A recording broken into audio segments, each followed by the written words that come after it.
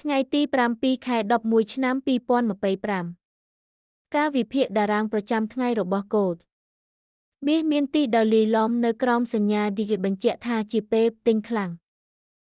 តម្លៃបើកទីផ្សាររបស់មាសគឺ $3,977.29 ហើយមកស្មើ $3,977.251 ទោះបីជាសញ្ញាឌីគេបង្ហាញថាមានទីដៅទិញខ្លាំងក៏ដោយប៉ុន្តែអារម្មណ៍ទីផ្សារខ្លីនៅតែប្រុងប្រយ័ត្នពីព្រោះមេ30ថ្ងៃ $4,043 បង្ហាញសម្ពាធលក់ក្នុងរយៈពេលខ្លីប្រសិនបើតម្លៃមាសឡើងលើតម្លៃបើកអបអាចបង្កើតចលនាខ្លាំងទៅរក pivot មួយនៅ $4,025.44 ហើយគោលដៅឡើងបន្ទាប់គឺ Kessel 4,127 ដែលអាចជាតំបន់សមស្របសម្រាប់យកប្រាក់ចំណេញប្រសិនបើតម្លៃអាចបំបែកឆ្លងមេ30នោះវាអាចបញ្ជាក់ថាមានសញ្ញាទិញឡើងវិញ